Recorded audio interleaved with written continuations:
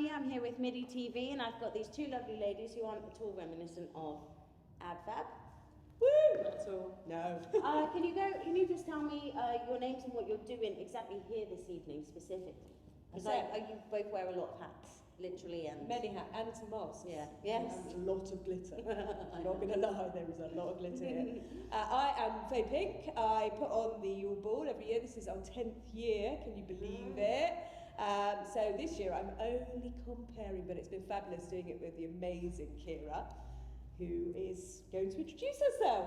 Hi darling, I'm Leigh. I have been doing cabaret between the bands all evening, so I've been doing a bit of fire, bit of burlesque, not quite burlesque, and some balloon swallowing. I've just come off stage doing that, so finished for the night now. So yeah, that's lots of characters. Yeah, that's a lot of skills that you've got then under your belt. Yeah, I started doing fire performance, and then I've just, I don't know, I got bored of being dangerous, I guess. Not bored, but I just wanted to expand, so. Your mouth was feeling empty. My mouth, yeah, I've just got, put things in my mouth. Where are we going with that, Tammy? I'm not sure. That would just be my mental process. Would be like, there's so many things I could put in my mouth in this. So, comparing, what has that been involving for you today? So really, it's a matter of just having a bit of a blab about bands before they come on. We had a little bit of a goddess dance, did our own thing, brought some people up on stage. I mean, the whole thing about the Yule Ball is, Yule is about the time of the return of the night. So we make it as joyful as possible, as interactive with the audience as possible. So really, it's just making sure that they're all having a wicked time, which and they seem to are. They really are. And the outfits are amazing. I mean, we've been talking to people, they're saying it's become tradition, and people have been building up their costumes, their dressing boxes over years now, to the point where they're dipping in and still buying extra pieces for their outfits. So yeah, there's some. Well, they make it. I mean, the bands are amazing. All the performers, the artists that are involved in this, including all the DJs. But reality is, it's the punters that make this event as special as it is. They're the ones who keep buying the tickets and coming back each year. And obviously, we always have to announce the Yule Ball date in January so they can make their costumes ready for December. Yeah, because it could take a lot of planning, because often it's quite conceptual. I mean, I know my brother had this whole concept going on. It took him weeks. Is he here today? Oh, yes. Brilliant. Yes, he's Love it. But so what else have you got going on have you got anything other planned, both of you, for the coming sort of months, or are you taking a bit of a break now that you've got through the Yule Ball? This is the time now. It's the time of year a couple of months until spring. A couple of years would be lovely. Yeah, I'm going to just return to the Caribbean. So I had to think about the next year's Yule Ball theme, but I'm not going to be able to tell you anything about that because I'd have to kill you. But yeah, I generally have up until March and start again in the springtime. Yeah. But Kiara's always very busy. She's always got bits and pieces going. Yeah, I'm taking a bit of a break too. Halloween is my busy period, so I'm quite relieved to slow down a little bit now. Just being like bam, bam, bam until the end. Especially when the weather gets cold, it makes it even harder to move or do anything. You're just like, okay, sleep done. I'm done.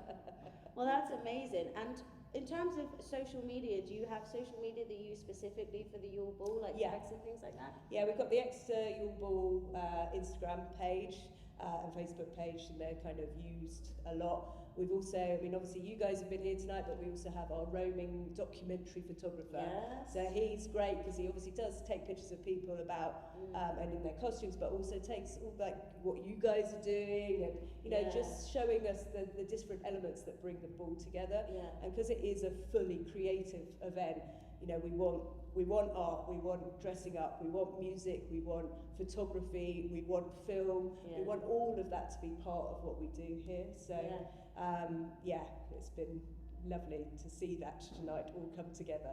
It does make sense, and I assume you're quite well connected, obviously, with the Phoenix being the arts centre. You've got exactly the people that you need. Absolutely. Exeter is a very small world, so I think once you start doing this thing, as I've said, we've been doing it 10 years now, so for me, I would never have thought when we put that first event on and we had 50 people in the audience that it would carry on over the years, but that really is because people love to dress up, and I've got a really good friend, Andrew O'Neill, who's a comedian. He says whenever he comes to Devon, he goes, Devon's a bit like everyone's never left a festival.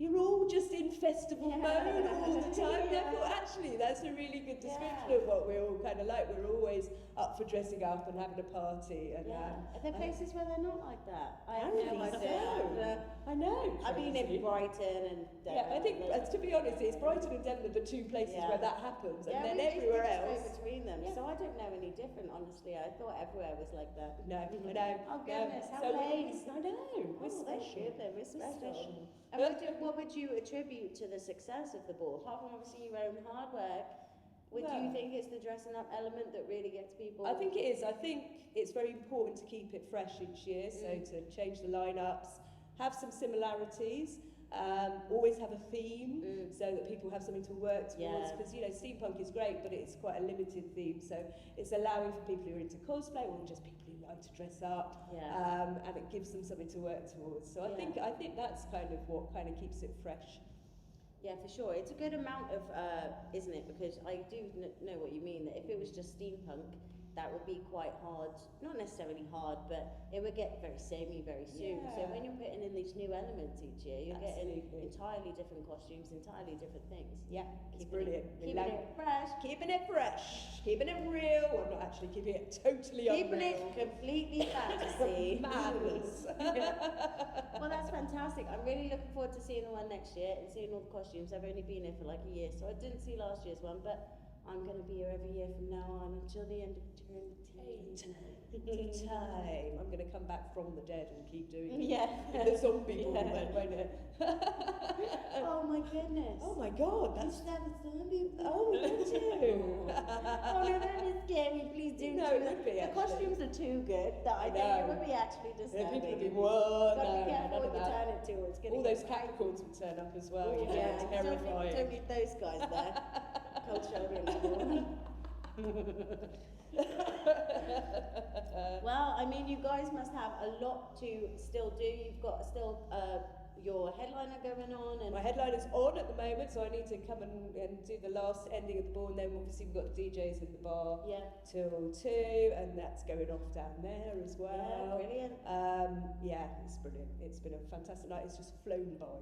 Yeah, it really has, hasn't it? Honestly, I go at 7 and then suddenly it's like half 10. I'm like, oh, What's going on? when did that? But I also want to say massive thank you to Midi TV for coming along as well and helping us out and doing your do, because you are wicked. So thank you so much too. We always love to chat to the bands. You've had some really, really cool guys on, so it's been an absolute joy. Thank you for having us. Oh, thank you, Tammy. Love your glasses, by the way. Just throwing in one of those. Rhinestone them myself. Yeah. Amazing. Started with one Rhinestone and then this thing. happened, so That's what she does to her body sometimes. So Yeah. She turned up, she's fully rhinestoned. It's true. Fully rhinestoned. Like that Jenna Marbles when she just does her full face. Yes. Next year. One day. Next year. Rhinestones. Oh, yeah. Glittery things. God, we make it. Such a nice thing.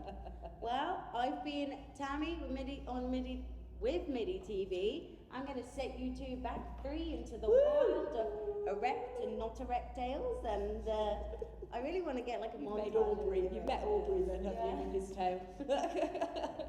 Yeah, there's some fantastic tales out there. So Good bit of tale, definitely fantastic. So many tales. so much tell. So you guys absolutely get back to work, eh? And enjoy. You've done such a fantastic job today. Thank you. Really. Thank you, darling. Cheers. Everybody wave to the camera. Bye.